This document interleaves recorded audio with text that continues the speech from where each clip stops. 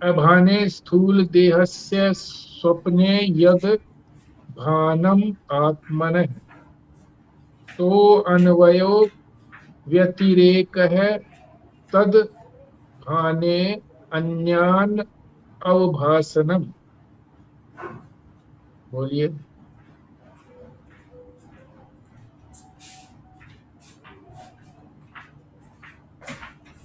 हाँ जी बिमला जी। हाँ, उन्होंने बोला ना वो नहीं कर पाएंगे, अभी बाहर होंगे शायद, कहीं बुक नहीं होगी। चलो ठीक है, अब अर्थ समझ लेते हैं।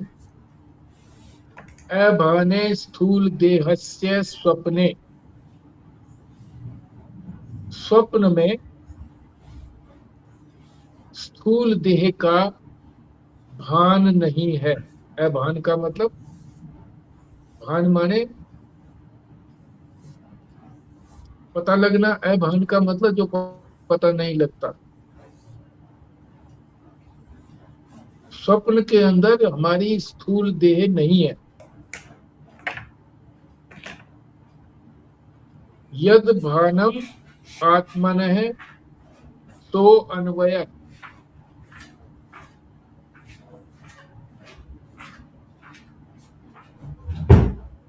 आत्मा का भान है। भानम आत्मनः यानी आत्मा का भान है, आत्मा पता लगती है, आत्मा है। सो अन्वय, इसलिए इसको अन्वय कहते हैं। अन्वय का मतलब आत्मा जो है वो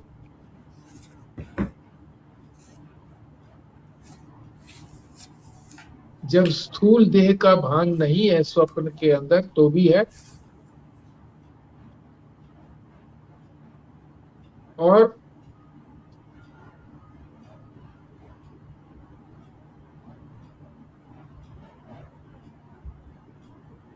आत्मा का भान ही इसको कहते हैं अन्वय। किसको कहते हैं अन्वय? जब आत्मा का स्वप्न में भान रहता है, पता रहता है कि मैं हूं। आत्मा का मतलब मैं, कि स्वप्न में मैं हूं, तो ये आत्मा का अन्वय है। मैंने उसमें है आत्मा। अन्वय का मतलब उसके अंदर होना, कायम रहना। फिर आगे बता रहे हैं व्यतिरेक। इस व्यतिरेक को बता रहे हैं कि व्यतिरेक किसको बोलेंगे?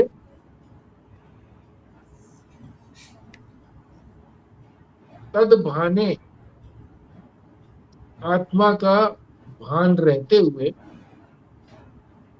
आत्मा का पता रहते हुए, यानी मैं तो हूं वहां पर। अन्यान्य, अन्यान का मतलब जो अन्य है। अन्य का मतलब दूसरा, जिसकी तुलना हो रही थी। किसकी तुलना हो रही थी? स्थूल देह से तुलना हो रही थी स्वप्न की। तो स्वप्न नहीं, स्वप्न की स्थूल देह से, तो यानी स्थूल देह का,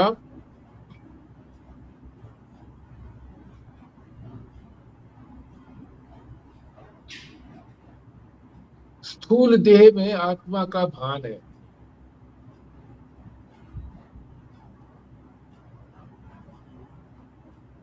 अवभासनम, भान नहीं है। किसका भान नहीं है? आत्मा का भान तो है, पर स्थूल देह का भान नहीं है। फिर अर्थ समझ लो। पहली पंक्ति में क्या अर्थ है कि स्वप्न के अंदर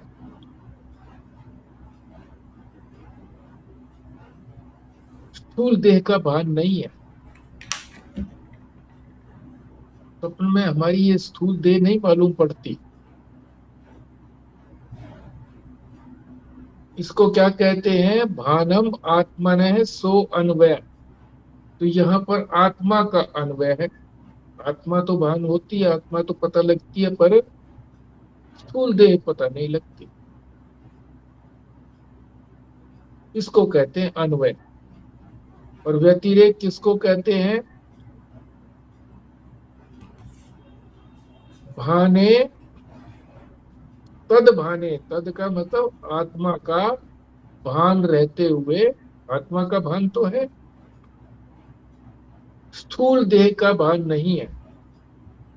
अवभासनम यानी भान नहीं है, स्थूल देह का तो भान है, आत्मा का स्थूल देह का भान नहीं है, आत्मा का भान है। यानी दोनों स्थितियों के अंदर आत्मा तो है। स्वप्न के अंदर भी आत्मा है, जागृत के अंदर भी आत्मा है। स्वप्न के अंदर स्थूल शरीर नहीं है, और जागृत के अंदर सूक्ष्म शरीर नहीं है, यानी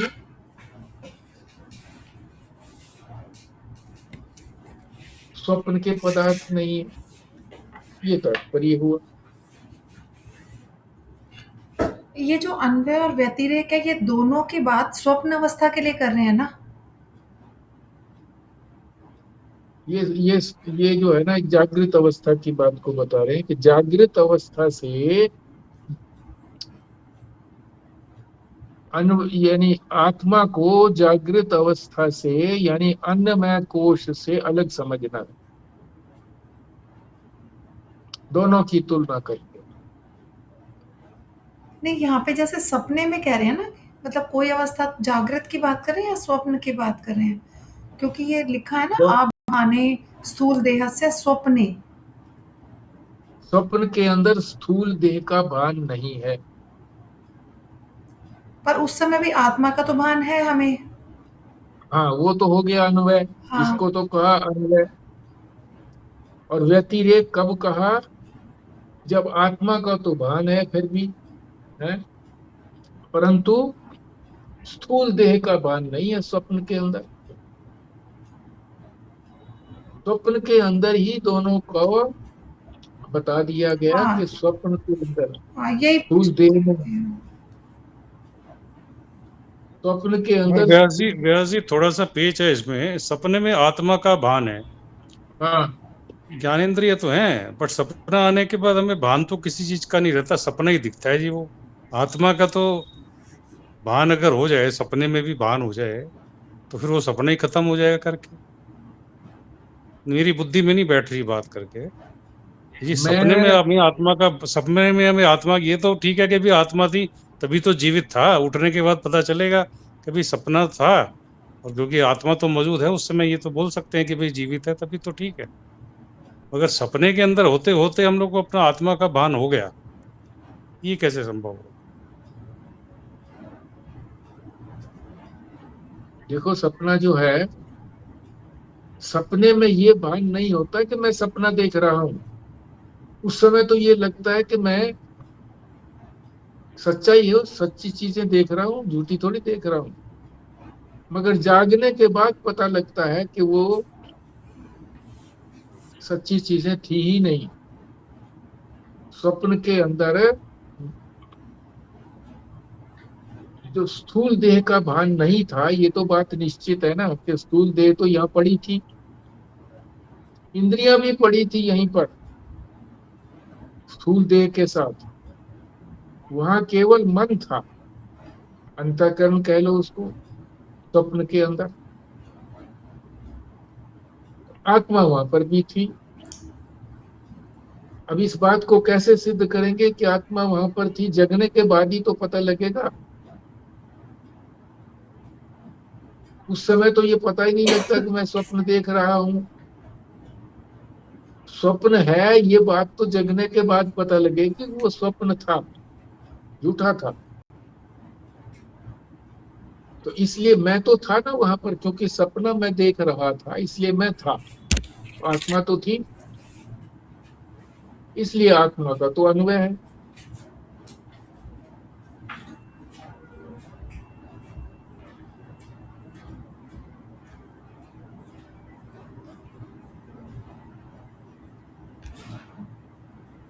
उस वक्त ये पता लगे कि मैं सपना देख रहा हूं, है, तो बात ही खत्म हो गई थी। उस समय तो ये पता ही नहीं लगता कि मैं सपना देख रहा हूँ, मैं सच्ची चीजें समझ रहा हूँ। तो कैसे कैसे कल्याण हो जाता, कैसे ज्ञान हो जाता? नहीं, इस भान का मतलब मैं ये अनुभव समझ रहा था कि भान है, इसका मतलब अनुभव उस समय नहीं होता है सपने में। तो उठने के बाद ही कहते हैं भाई मैं था, तो बात ठीक है, फिर आत्मा तो थी उस समय भी। और इसमें भी लिखा ही है, स्वप्न के अंदर जो है मनोमय कोश, विज्ञान में आनंद में कोश तो उस समय रहते ही हैं, मौजूद रहते हैं।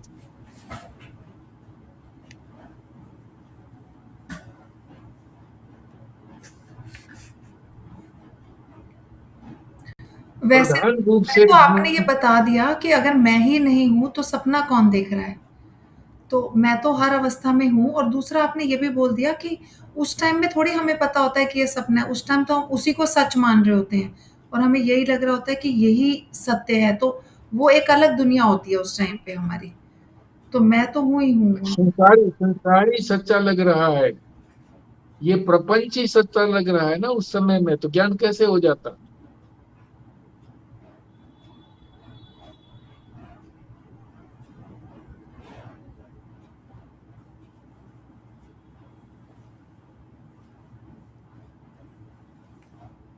ठीक है जी।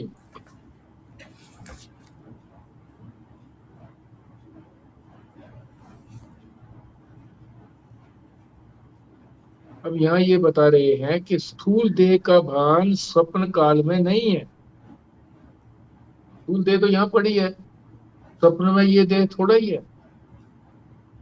स्वप्न में तो मैं पहाड़ पर चढ़ रहा हूँ और यहाँ मेरे से 4 कदम नहीं चला जाता, तो ये शरीर नहीं है ना, स्थूल देह नहीं है, अन्न में नहीं है। परंतु आत्मा का भान है, मैं हूं, ये तो पता ही है, मैं हूं, बस इतनी तो बात है, मैं हूं।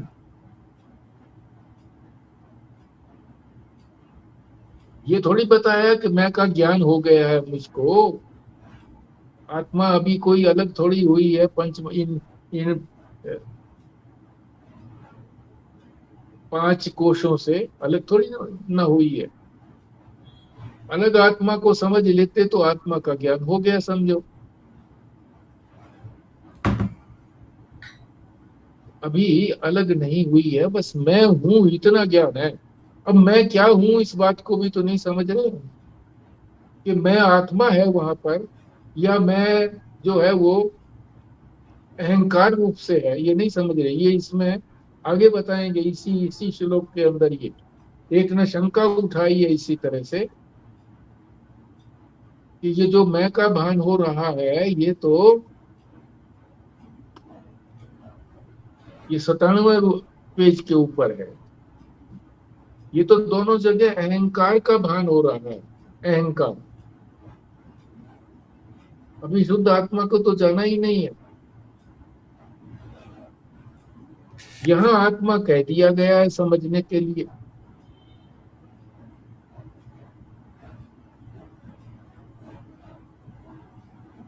स्थूल देह का भान स्वप्न काल में नहीं है, आत्मा का भान है। कैसे भान है? मैं हूं। फिर कह रहे मैं भूखा हूं, ये भान हो रहा है स्वप्न में। मैं भूखा हूं ये लगा। बहुत बार ऐसे होता है, भूखा हूं, जैसे जनक की कथा आ गई, खा पी के सोया था। हम भी खा पी के सोते हैं, पानी पी करके सोते हैं, वहां प्यास लग जाती है स्वप्न के अंदर, इधर उधर मारे फिरते हैं पानी के लिए, खूब पेट भरा हुआ पानी से, भोजन से। तो इसका मतलब है उस शरीर को नहीं जान रहे हम, शरीर का भान नहीं है। स्वप्न के अंदर इस शरीर का भान नहीं है, शरीर में तो भरा हुआ है खाना, इसका पता ही नहीं है हमको।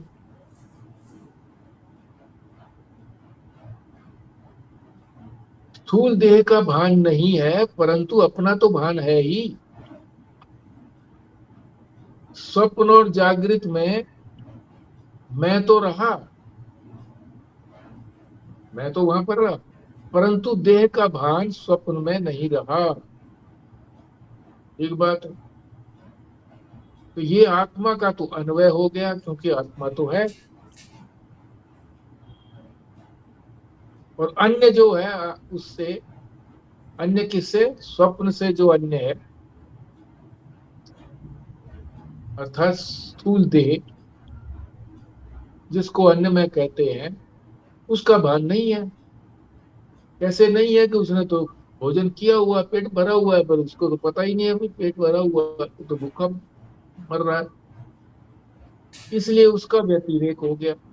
तो क्या हम शॉर्ट तो में वो है अन्वय, नहीं। अगर हम शॉर्ट में अन्वय और व्यतिरेक को कहना चाहें, तो हम क्या ये कह हाँ बोलो। सकते हैं कि मतलब अगर हम स्वप्न की बात ना करें, ये तो हम्म, समझने की बात है, किसी भी अवस्था में अगर हम सत्य का भान हो रहा है हमें सारी असत्य चीज़ों के बीच में, तो फिर हम उसको बोलेंगे अन्वय।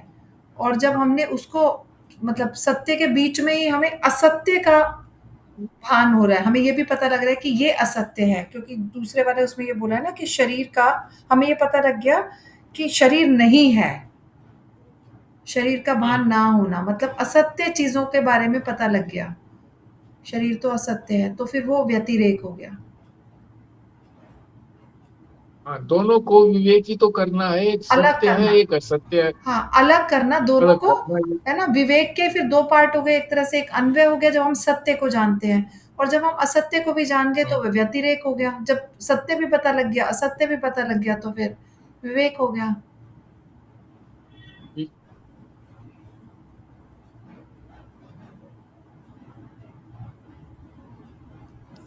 शास्त्र ये कहता है कि अन्वय व्यतिरेक के द्वारा पंच कोशों से अपने आत्मा को अलग करके परम ब्रह्म की प्राप्ति होती है। पंचकोश जो है ये हमारी आत्मा के ऊपर आवरण है, इनको हटा दिया, आत्मा ब्रह्म ही है ये पता लग गया। आत्मा भी सच्चिदानंद है, ब्रह्म भी सच्चिदानंद है, पता लग गया।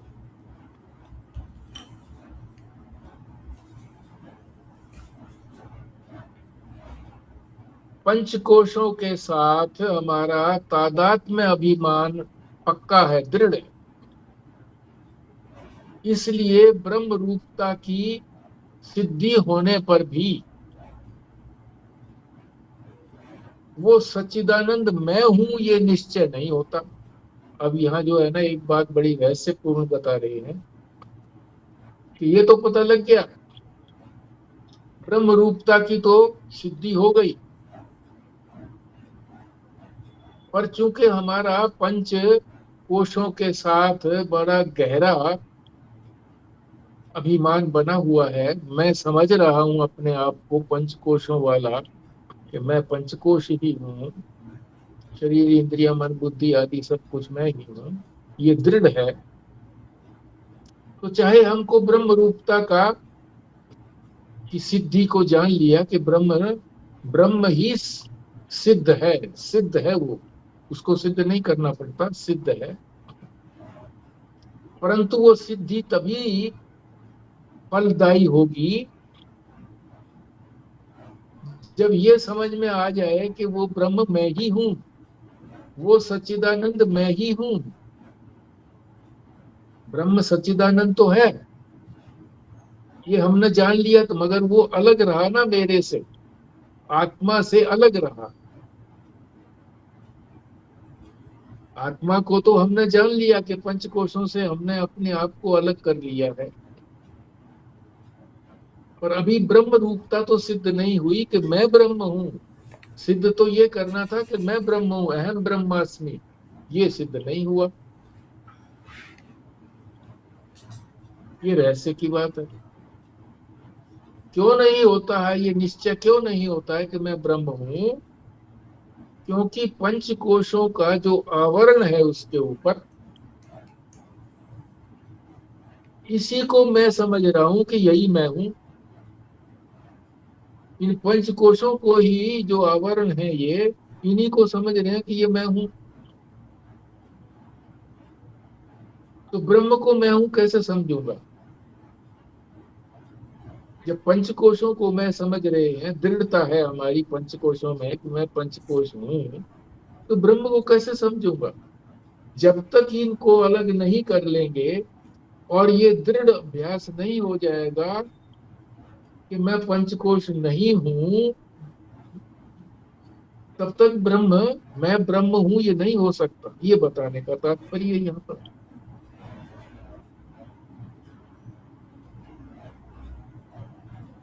फिर आगे बता रहे हैं कि अधिकारी को ही ज्ञान होता है, ये कहा है शास्त्र में। तो अधिकारी दो प्रकार के बताए इन्होंने। एक बताया कि जिसने योगाभ्यास किया है, यम नियम आसन प्राणायाम प्रत्याहार धारणा ध्यान समाधि, समाधि तक पहुंच गया, निर्विकल्प समाधि में पहुंच गया, 5 कोशों से अपने आप को अलग कर लिया, समझ ली बात को। पर संसार तो सच्चा लगता है भी उनको। संसार का मिथ्यात्व तो सिद्ध नहीं किया उसने। अपने आप को अलग तो कर लिया, मगर जो संसार मिथ्या है ही नहीं। संसार मिथ्या का मतलब है ही नहीं, ये तो समझा नहीं है। इसलिए जब वो समाधि से उठेगा तो संसार तो सच्चा लगेगा। सच्चा लगेगा तो फिर उसके अंदर विक्षेप आएगा ही आएगा, दुख भी आएंगे, सब कुछ आएगा। संसार में वास्तविकता की दृष्टि हटनी चाहिए। क्यों नहीं हटती है?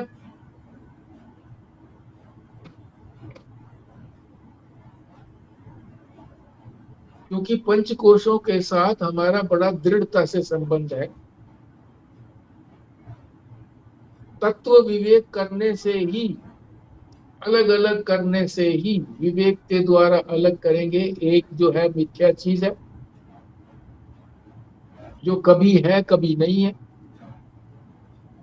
एक जो है हमेशा बनी रहती है, उसको तत्व विवेक कहते हैं। तो इसलिए तत्व विवेक किए बिना इस अविद्या की निवृत्ति नहीं होती। अविद्या से ही तो हम समझते हैं कि ये सारा संसार है। अविद्या ने ही सारा संसार बनाया है। तो संसार बनाया हुआ है तो इसका मतलब अविद्या का प्रभाव हमारे ऊपर है। उस प्रभाव को खत्म करने के लिए तत्व विवेक आवश्यक है। कि जो हमने कहा कि कभी जो है कभी नहीं है, जो संसार तो ऐसा ही है ना, कभी है कभी नहीं है। अब है, थोड़ी देर के बाद नहीं रहेगा। तो ये मिथ्या हो गया कि नहीं हो गया? इसको मिथ्यात्व को समझना है। जब मिथ्यात्व को समझ लेंगे तब जाकर के दृढ़ होगा। नहीं तो उनको भी मिथ्यात्व सिद्ध करना पड़ेगा जो योगाभ्यास करते हैं। सिर्फ योगाभ्यास से बात नहीं बनेगी। तो उनको उत्तम अधिकारी नहीं कहा गया।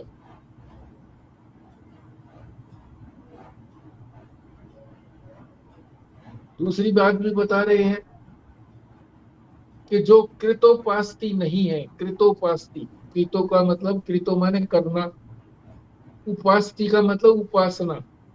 जिन्होंने उपासना नहीं की है परमात्मा की, क्योंकि परमात्मा ने ही तो सारा संसार बनाया। जब परमात्मा की हम उपासना करेंगे तो परमात्मा के स्वरूप को, परमात्मा को हम जान लेंगे, उनका साक्षात्कार हो जाएगा। तो ये जो संसार बनाया इसका कोई महत्व नहीं रहता। यानी परमात्मा की उपासना जिसने नहीं की है वो भी उत्तम अधिकारी नहीं है। ये उत्तम अधिकारी की बात हो रही है। योगाभ्यासी भी जो है उत्तम अधिकारी नहीं है जो योगाभ्यास किया। क्यों? कि उसने संसार को अभी मिथ्या नहीं जाना। और जिसने अभी उपासना नहीं की है, कृतोपास्ती, जो कृतोपास्ती नहीं है, ये शब्द है, नहीं लगाया ना अलग से, जिसने भगवान की उपासना नहीं की है उसे भी संसार सच्चा लगता है। तो वो भी उत्तम अधिकारी नहीं है।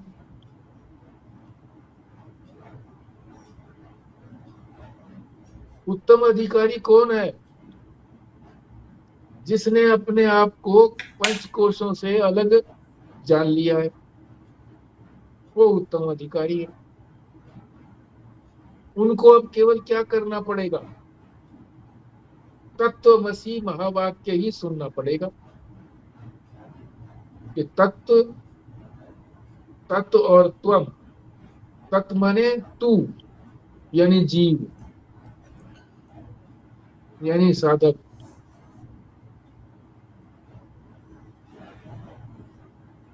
जिसने अपनी पांच कोशों से अपने आप को अलग कर लिया। और तत्व माने परमात्मा, ब्रह्म कहो उसको, कि दोनों एक ही हैं। तत्वमसी, तू ही परमात्मा है, तू ही ब्रह्म है, ये तत्वमसी का अर्थ हो गया। उनको केवल तत्वमसी का उपदेश ही सुनना पड़ेगा। गुरु सुना देगा, क्योंकि अब वो तैयार हैं, तो सुनते ही उनको अहम ब्रह्मास्मि ज्ञान हो जाएगा।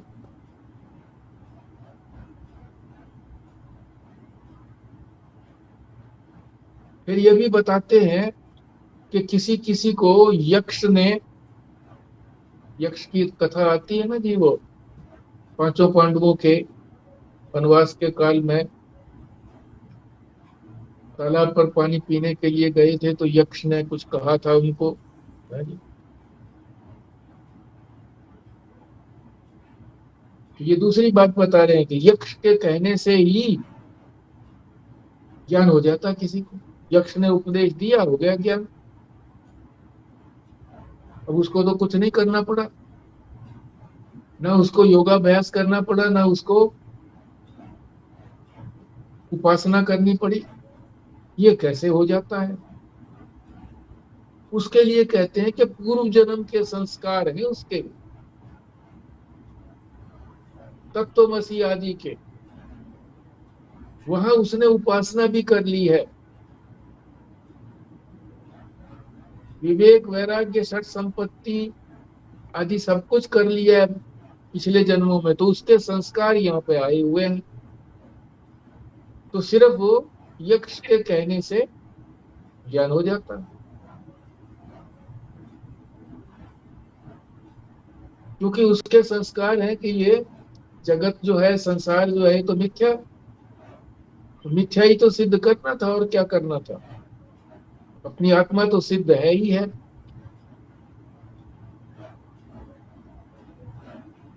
उनको ये तत्वमसी सुनने की जरूरत नहीं पड़ी,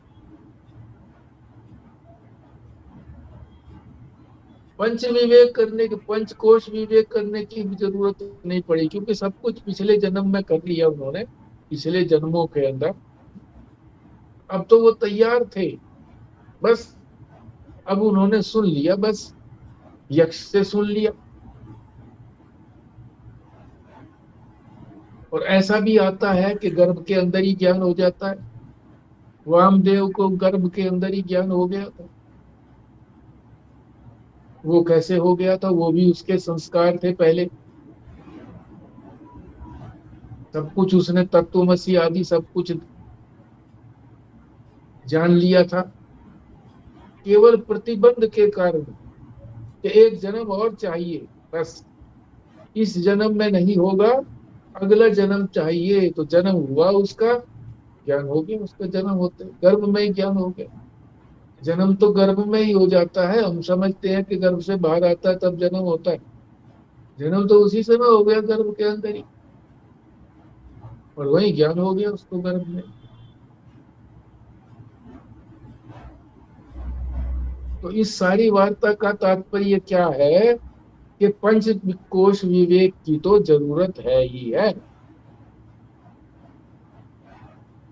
वामदेव की बात सोच करके मत सोचना, या यक्ष की बात को करके ये मत सोचना कि पंचकोश विवेक की जरूरत नहीं है। तो पंचकोश की तो जरूरत है, पंचकोश विवेक।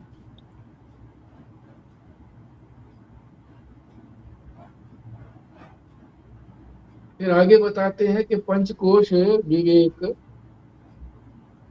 कौन से उपनिषद में आया है? तैत्तिरीय उपनिषद।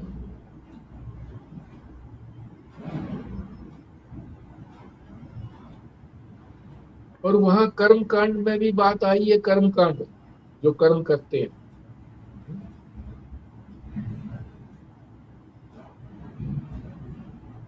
कर्म से ही जो कल्याण कहते हैं कि इसी से कल्याण हो जाएगा, यज्ञ आदि से ही कल्याण हो जाएगा, इसको कर्म कांड कहते हैं। वही उपनिषद के अंदर कर्म कांड की बात आई है, उसमें ये कहा गया है कि अगर अपनी अपनी शाखा के अनुसार, शाखाएं होती हैं, किसकी क्या शाखा है, जो ब्राह्मण होता है उसकी अपनी अपनी शाखाएं होती हैं, कि किसकी क्या शाखा है, उस शाखा के नियम के अनुसार, जैसे हम लोग जो है विवाह आदि करते हैं, तो अपने अपने रिवाजों के अनुसार, जी हमारे यहाँ तो ये रिवाज है, लड़के वाला ये कहता है ये रिवाज है, तो लड़की वाला कहता है ठीक है आप भी कर लो। हमारे यहाँ तो ये रिवाज है, तो फिर लड़के वाला कहता है जी ठीक है आप भी कर लो। तो ये वेदों की अपनी अपनी शाखाएं हैं, तो शाखाओं के अनुसार शंका होती है कि फिर अब किसको करा जाए शाखा से। एक शाखा में कुछ लिखा हुआ है, क्या लिखा हुआ है कि सूर्य उदय होने के पहले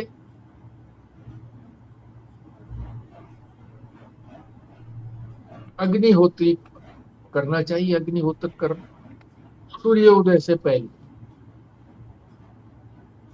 दूसरी शाखा में लिखा है कि सूर्योदय से बाद में करना चाहिए।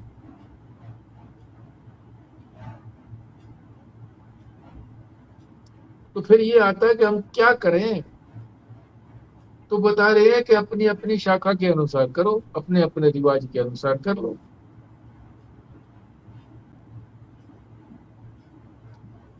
फिर एक रहस्य की बात बता रहे हैं कि कर्म के अंदर तो अल्टरनेटिव होता है, जैसे किसी से कहा कि एक गिलास पानी लाओ भैया, तो वो गिलास में ना ला करके लोटे में ले आता है। बात तो हो गई ना, पानी लाने था पानी ले आया, गिलास की बजाय लोटे में ले आया, अल्टरनेटिव हो गया ना। गिलास में सही तो ये सही, लोटा सही, पानी पीने को मिल गया। तो कह रहे हैं कि कर्म में तो विकल्प है कि ये करो या ये करो, पर ज्ञान में विकल्प नहीं है। ज्ञान में दो चीजें है ही नहीं, तो विकल्प कहां से होगा।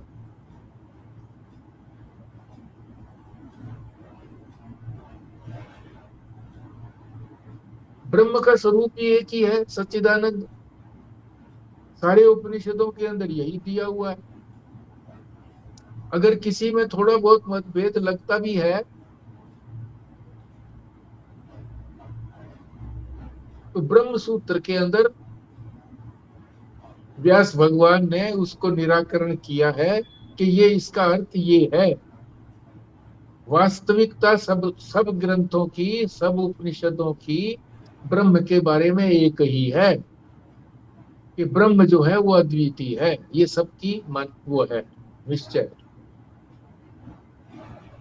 इसमें कोई विकल्प नहीं है।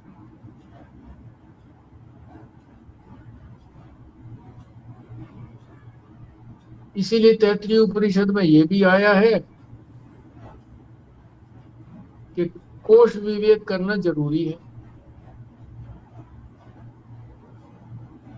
जब उसमें ये भी आई थी शंका कि भाई ये करो या ये करो, है, फिर बता दिया था अपनी अपनी शाखा के अनुसार करो। फिर उसी उपनिषद में ये भी बता रहे हैं कि पंचकोश विवेक करना तो जरूरी है, इसलिए पंचकोश विवेक किया जा रहा है। शंका ये थी ना कि पंचकोश विवेक क्यों करें, वैसे भी काम चल सकता है, तो कह रहे नहीं, काम नहीं चलेगा।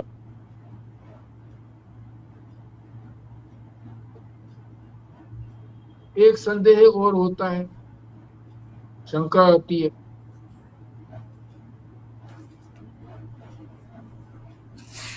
दो चीजें हो तो उसमें अन्वय व्यतिरेक करो, अन्वय व्यतिरेक की तो करके ये पंचकोशों को अलग किया था। तो कह रहे हैं दो चीजें हैं ही नहीं इसमें, तो अन्वय विवेक कैसे करेंगे, इसमें अन्वय व्यतिरेक कैसे करेंगे, नहीं कर सकते। दो हो तो अन्वय व्यतिरेक होगा, जैसे यहाँ दो में किया था अन्वय व्यतिरेक, जागृत और स्वप्न अवस्था में, स्थूल शरीर और सूक्ष्म शरीर में जो किया था विवेक। तो दो है ही नहीं, आज ब्रह्म तो एक ही है, अद्वितीय है। तो यहाँ जो है ना, ये अन्वय व्यतिरेक कैसे चलेगा।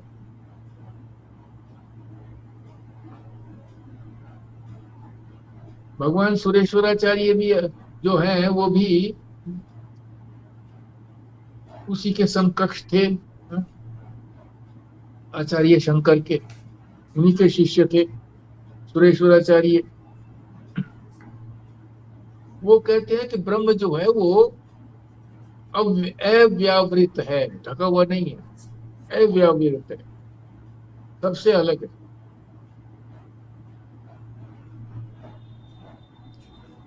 ना। व्यावृत माने अलग, और अव्यावृत का मतलब जो अलग नहीं है। ब्रह्म किसी से भी अलग नहीं है, और उससे अलग कोई चीज है भी नहीं। अगर कोई भी चीज उससे अलग होगी तो ब्रह्म नहीं रहेगा वो। अगर एक तिनका भी उससे अलग है ब्रह्म से, तो ब्रह्म परिच्छिन्न हो गया, उसकी व्यापकता खत्म हो गई। इसलिए उससे भिन्न कुछ है ही नहीं।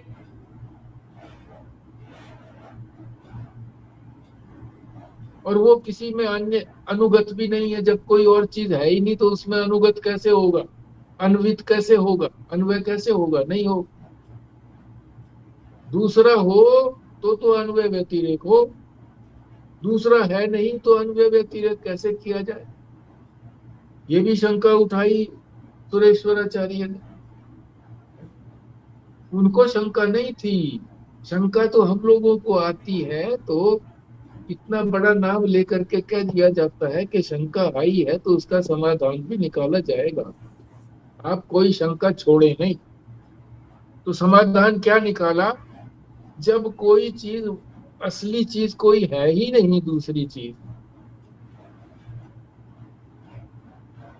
जैसे अंधकार में, मंद अंधकार के अंदर रस्सी है, और रस्सी के अंदर जो और चीजें दिख रही हैं, सांप दिख रहा है, माला दिख रही है, धरती की पंड दिख रही है, डंडा दिख रहा है, ये है थोड़ा ही उसमें, है ही नहीं।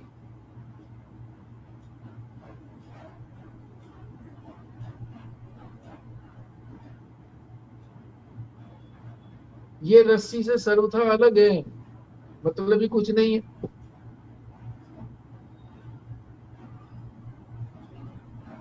सिद्ध क्या करना है कि ये सब नहीं है, केवल रस्सी ही है। इसी तरह से आत्मा में जो पांच कोश हमको मालूम पड़ रहे हैं, वो पांच कोश है ही नहीं। लगता है हमको कि पांच कोश हैं, ये पांच कोश है ही नहीं। ये सिद्ध करने के लिए अन्वय व्यतिरेक न्याय लगाया जाता है कि पंचकोश जो है वो मिथ्या है, यानी ये संसार मिथ्या है, यही तो सिद्ध करना था।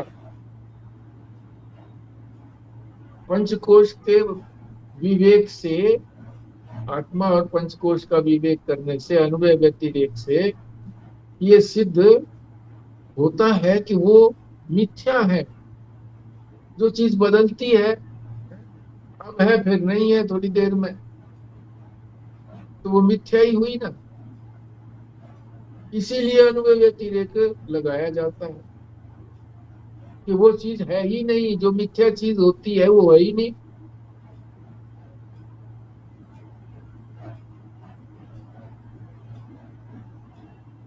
शंका तो ये की थी ना कि जब दो चीजें हैं ही नहीं तो अन्वय व्यतिरेक किसका करेंगे।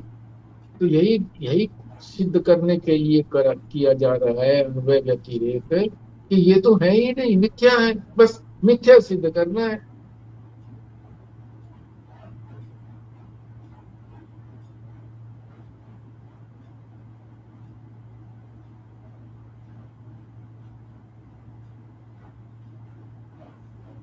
अब अंतिम जो शंका है उस शंका को बताते हैं कि दोनों जगह, जागृत में भी और स्वप्न में भी, मैं को कहा था ना कि मैं आत्मा जागृत में भी हूं और स्वप्न में भी हूं। ये इस श्लोक में बताया था।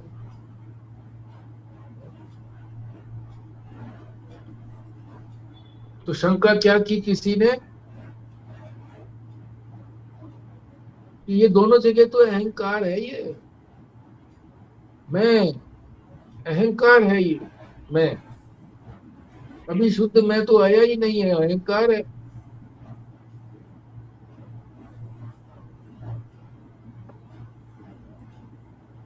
तो इसका समाधान क्या दिया है। आत्मा शब्द जो यहाँ पर कहा गया है वो जीव परक है। यहाँ आत्मा को शुद्ध आत्मा नहीं कहा गया, जीव है।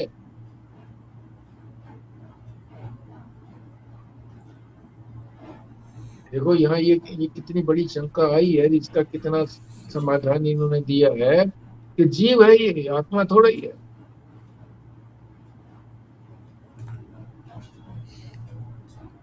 जीव है इसीलिए स्वप्न और जागृत का विचार करने से स्थूल शरीर से मैं अलग हूं, इसका पता लगता है।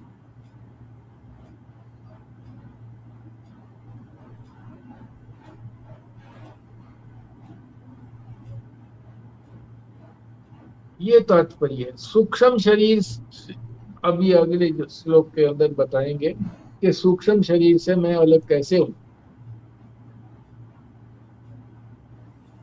सूक्ष्म शरीर से आत्मा अलग है, ये गहरी नींद में बताएंगे। सूक्ष्म शरीर के अंदर तो सारे आ गए ना, अन्नमय के बाद प्राण में, ये भी सूक्ष्म है, मनोमय ये भी सूक्ष्म है,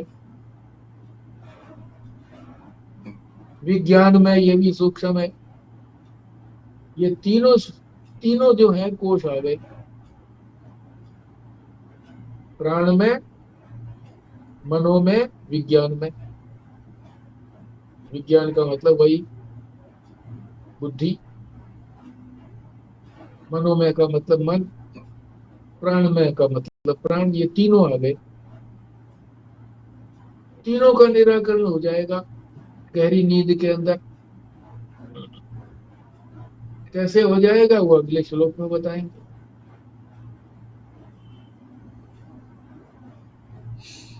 अब आप बोलिए जी।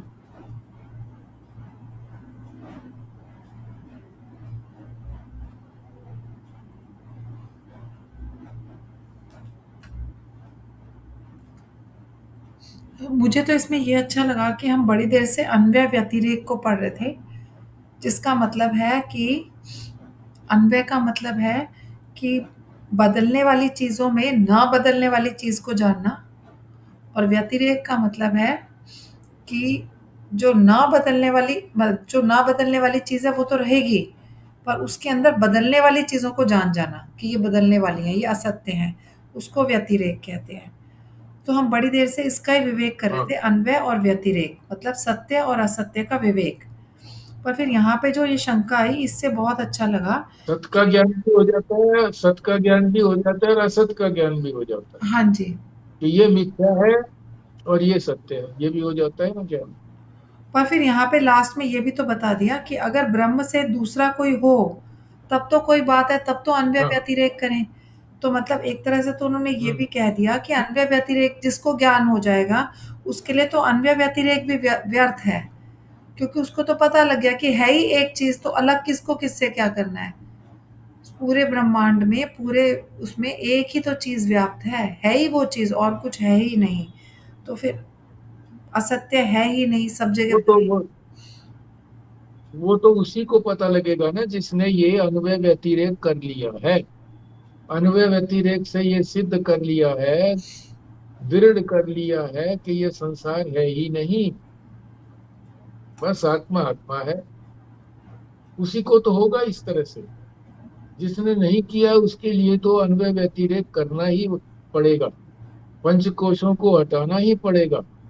इसीलिए तो कहा है कि वो योगियों को भी ये करना पड़ता है,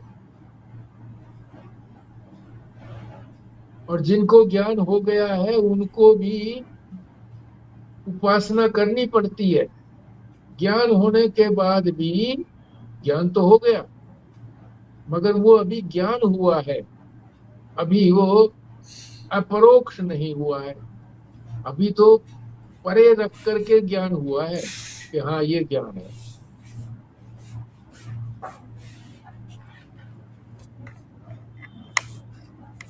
मुझे ज्ञान हुआ है, ये नहीं हुआ अभी। तो फिर उसके लिए उपासना करनी पड़ती है। किस लिए उपासना करनी पड़ती है? कि ये जो संसार दिख रहा है ये मिथ्या सिद्ध हो जाएगा, परमात्मा ही बचेगा बस। जिसने ये बनाया, जिसने बनाया उसको ईश्वर भी कह लो, चाहे उसको ब्रह्म कह लो, यही है वो नहीं है। बस यही तो आगे सिद्ध करना है कि संसार मिथ्या है। संसार की मिथ्यात्व और आत्मा की सत्यता, ये सिद्ध करना है, ये अन्वय व्यतिरेक के द्वारा। अन्वय व्यतिरेक नहीं करेंगे तो आत्मा का तो पता लग जाएगा, पर संसार खड़ा रहेगा, इसका मिथ्या तो नहीं सिद्ध होगा। इसके लिए या तो उपासना करो, या पूर्व जन्म में जिन्होंने इस तरह से कर लिया है सब कुछ, तो उनको वैसे भी ज्ञान हो जाता है, यक्ष के कहने से भी ज्ञान हो जाता है, चाहे उनको बात समझ में ना आई हो, पर पिछले संस्कार हैं उसके कारण उनको ज्ञान हो जाता है। तत्वमसी आदि की भी जरूरत नहीं पड़ती है, क्योंकि पहले तत्वमसी आदि उन्होंने सुन लिया है।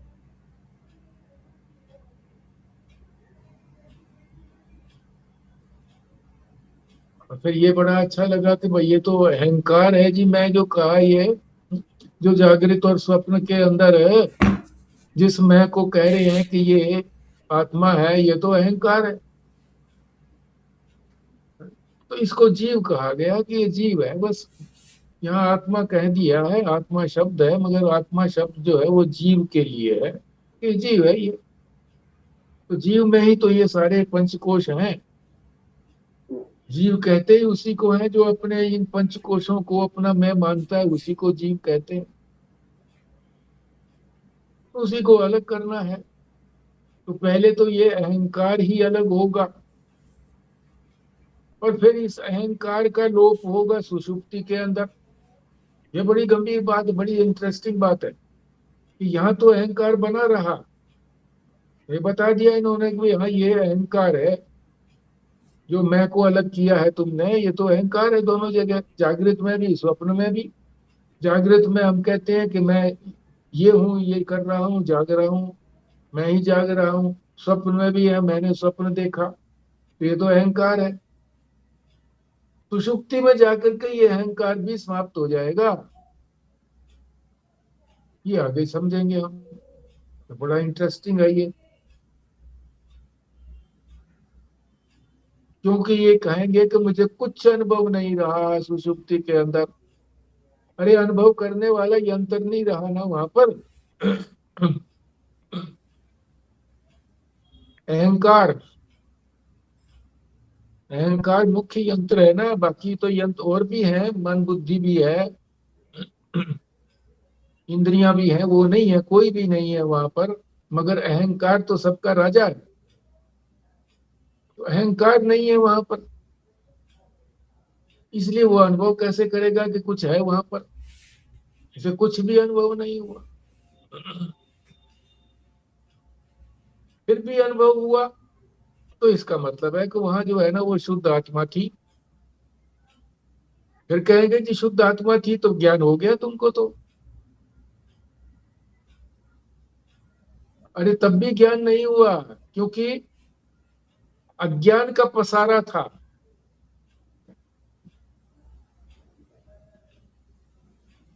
वहां कोई वृत्ति बना करके, अखंडाकार वृत्ति बना करके ज्ञान तो हुआ नहीं था।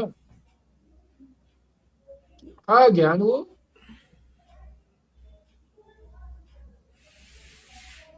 मगर उस ज्ञान को मैंने अनुभव थोड़ी किया है। वहां कोई वृत्ति बनी नहीं, अखंडाकार वृत्ति के बिना ज्ञान कैसे हो जाएगा? तत्वमसि सुने बिना ज्ञान कैसे हो जाएगा? तो ये भी कह सकते हैं क्या और कि जिसके, ये भी कह सकते हैं कि वहां पर अनजाने में मतलब सिर्फ मैं था। मतलब मुझे तो ये भान नहीं था कि खाली मैं ही हूँ। मतलब था तो मैं ही, पर मेरे को वो ज्ञान नहीं था इस बात का कि खाली मैं ही वहां था।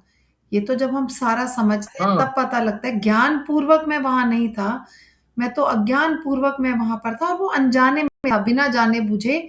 मैं कभी कहीं चला गया, कभी मैं सबके साथ चला गया जागृत में, कभी कुछ चीजें छोड़ के स्वप्न में चला गया, कभी सारी चीजें छोड़ के मैं अकेला उसमें चला गया। पर मेरे को उस चीज का भान नहीं था, और ना मैं ज्ञान पूर्वक वहां पर था। बिल्कुल ठीक है, अज्ञान पूर्वक ज्ञान था बस।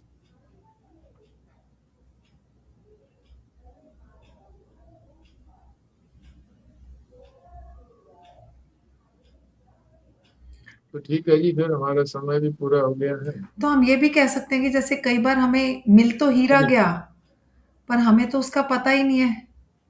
तो वो अज्ञान पूर्वक हमें हीरा मिल गया, पर हम उसको तो पता ही नहीं कर पा रहे कि वो हीरा है। हम तो उसको पत्थर ही समझ रहे हैं।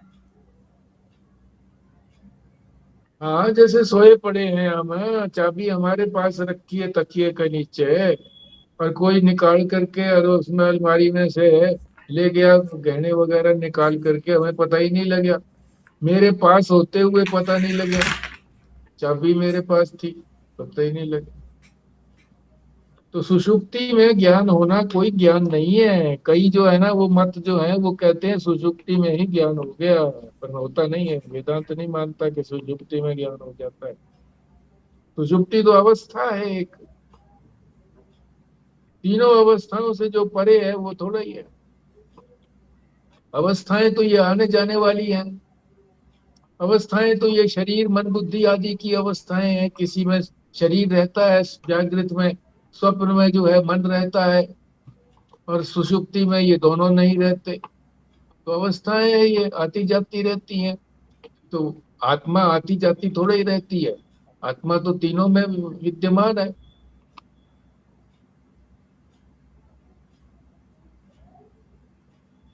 ठीक है जी, पूर्णाहुति करवाइए। जी करता हूँ जी पूर्णाहुति। ओम पूर्णमद पूर्णमिदं पूर्णात् पूर्णमुदच्यते पूर्णस्य पूर्णमादाय पूर्णमेवावशिष्यते। ओम शांति शांति शांति। नारायण नारायण नारायण। नारायण नारायण नारायण नारायण नारायण।